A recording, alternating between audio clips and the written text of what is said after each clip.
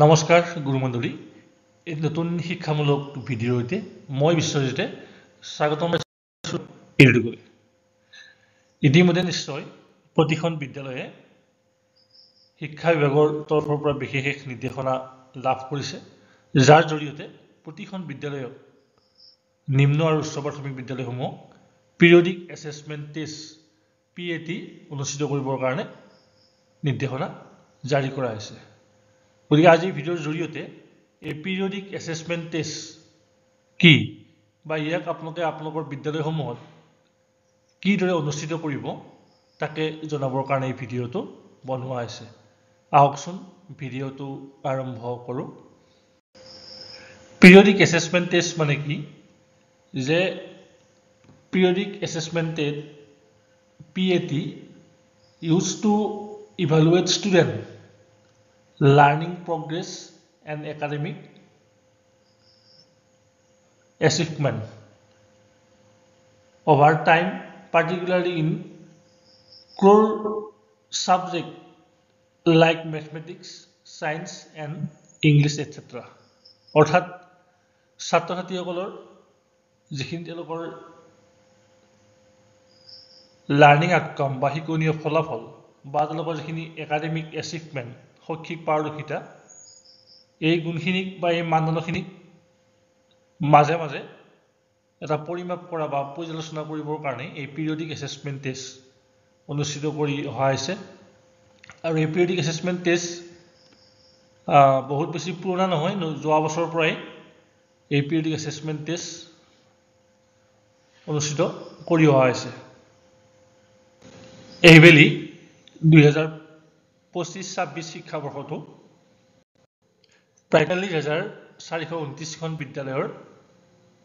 প্ৰায় 26 লাখ শিক্ষাৰ্থীক সামৰি এই পিৰিয়ডিক এছেছমেণ্ট টেষ্ট অনুষ্ঠিত কৰিবৰ কাৰণে চৰকাৰে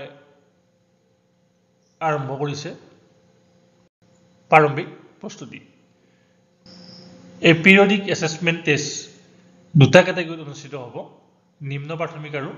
উচ্চ প্ৰাথমিক। নিম্ন প্ৰাথমিকৰ ক্ষেত্ৰত ক্লাছ 3 পৰা 5 লৈকে অনুষ্ঠিত হ'ব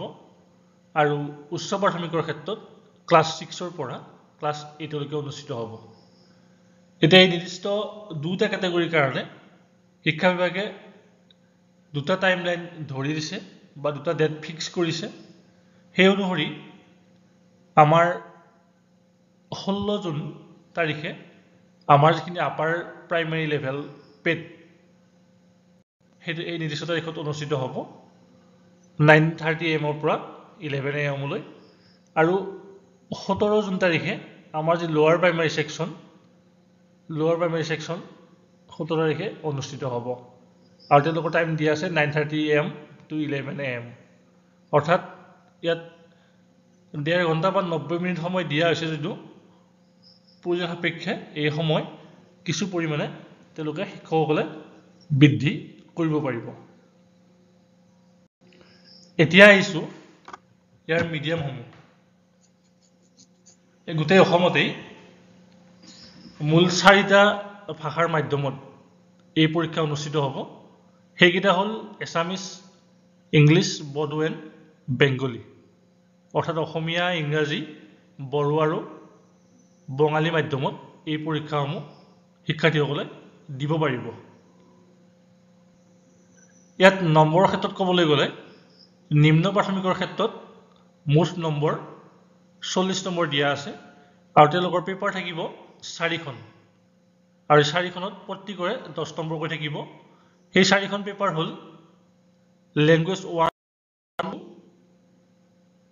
গণিত, পৰিৱেশ। আৰু আপাৰ প্ৰাইমেৰীৰ ক্ষেত্ৰত মুঠ নম্বৰ 50 দিয়া হৈছে আৰু তেওঁলোকৰ মুঠ পেপাৰ থাকিব 5খন।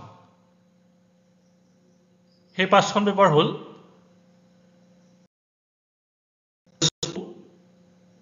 গণিত আৰু সমাজ বিজ্ঞান।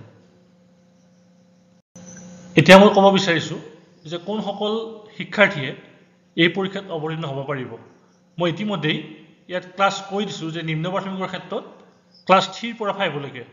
সেই নিৰ্দিষ্ট তাৰিখত যিখিনি ছাত্ৰ ছাত্ৰীয়ে শিক্ষা হেতুত এটেণ্ডেঞ্চ দিব পাৰিব সেই গোটেইখিনিয়ে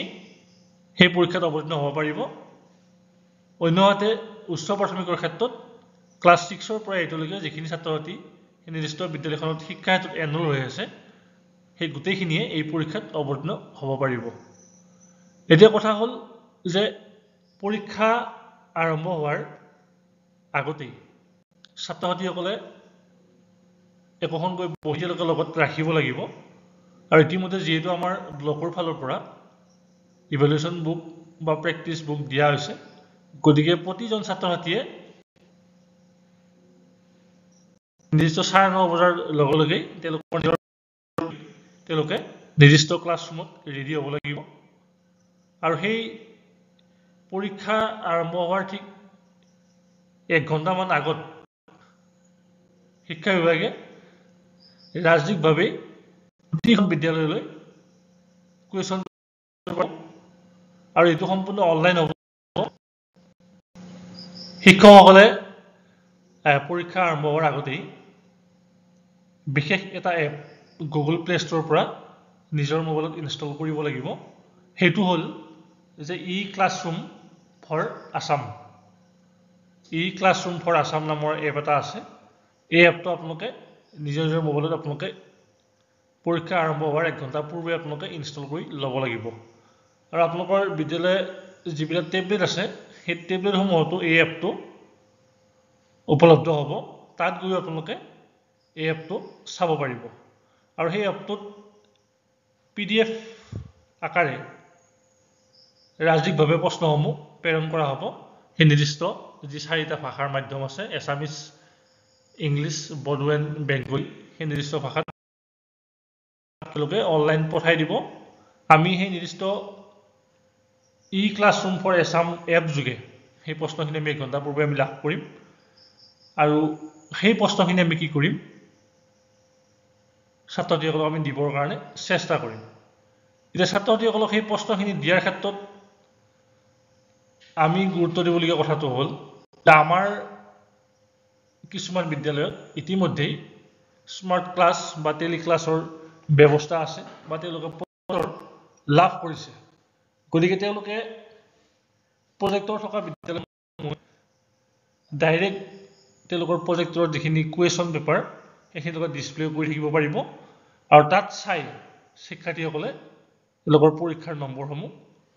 লিপিবদ্ধ কৰিব পাৰিব কিন্তু যিবিলাক বিদ্যালয়ত প্ৰজেক্টৰ বা কোনো তেনেকুৱা ধৰণৰ স্মাৰ্ট ক্লাছৰ ব্যৱস্থা নাই সেই বিদ্যালয়সমূহে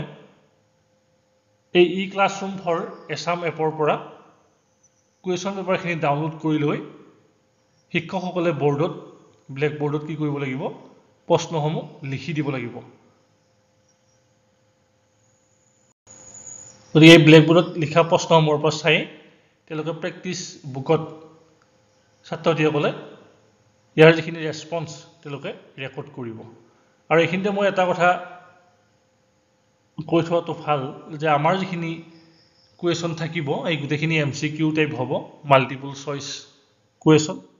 প্ৰতিটো প্ৰশ্নৰ বিপৰীতে 4টা বা 5টা কি থাকিব উত্তৰ থাকিব শিক্ষকসকলে সেই ধৰণে তেওঁলোকৰ কুৱেশ্যন নাম্বাৰসমূহ বহাই ক্লাছ 1 ৰ যদি A টো শুদ্ধ হয় A বা কুৱেশ্যন নাম্বাৰ 2 যদি B টো শুদ্ধ হয় B এনেকৈ তেওঁলোকে কি কৰি যাব লাগিব লিখি যাব লাগিব ধৰি লোৱা হ'ল যে আমাৰ সেই নিৰ্দিষ্ট তাৰিখত ছাত্ৰ ছাত্ৰীসকলৰ পেট পৰীক্ষা সুকলমে সমাপন হ'ল এতিয়া শিক্ষকসকলে কি কৰিব তেওঁলোকৰ যিখিনি এনসাৰ ৰেছপন্স ৰেকৰ্ড কৰা তেওঁলোকৰ যিখিনি বহি সেই বহিখিনি শিক্ষকসকলে সংগ্ৰহ কৰিব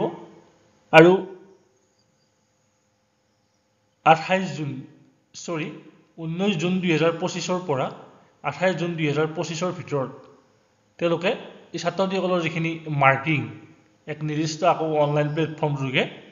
তেওঁলোকে কি কৰিব লাগিব প্ৰতিজন ছাত্ৰ ছাত্ৰীৰ বিপৰীতে আপলোড কৰিব লাগিব আৰু সেই নিৰ্দিষ্ট অনলাইন প্লেটফৰ্মটোৰ নাম হৈছে সুইপচাট আৰু এই সুইপচাট এপটো আপোনালোকে আপোনালোকৰ মোবাইলৰ গুগল প্লে ষ্ট'ৰৰ পৰা আপোনালোকে আগতীয়াকৈ ইনষ্টল কৰি থ'ব লাগিব আৰু এই সুইপচাট আপোনালোকে কিদৰে ব্যৱহাৰ কৰিব সেই সম্পৰ্কে এটা বেলেগ ভিডিঅ'ত মই আপোনালোকক ক'বৰ কাৰণে চেষ্টা কৰিম যিহেতু বৰ্তমান সুইপচাট এপটো আণ্ডাৰ মেইনটেনেন্স আছে গতিকে আপোনালোকক পৰৱৰ্তী ভিডিঅ'ত সুইপচাট এপত আমি কিদৰে ছাত্ৰ ছাত্ৰীসকলৰ পৰীক্ষাৰ মাৰ্কিংখিনি আমি তাত আপডেট কৰিম তাকে জনাবৰ কাৰণে চেষ্টা কৰিম গতিকে আশা ৰাখিছোঁ এই ভিডিঅ'টো চোৱাৰ পিছত নিশ্চয় আপোনালোকে পিৰিয়ডিক এছেছমেণ্ট টেষ্ট 2025-26 সম্পৰ্কে গোটেইখিনি কথা নিশ্চয় আপোনালোকে সুন্দৰভাৱে অৱগত হৈছে যদি মোৰ ভিডিঅ'টো ভাল লাগিছে লাইক কৰিব কমেণ্ট কৰিব আৰু এনেকুৱা ধৰণৰ শিক্ষামূলক ভিডিঅ' পাই থাকিবৰ কাৰণে আৰু আপোনালোকৰ যদি কিবা প্ৰশ্ন আছে কমেণ্ট বক্সত সুধিব চাই থাকিব ৰামধেনু এডুটেক ধন্যবাদ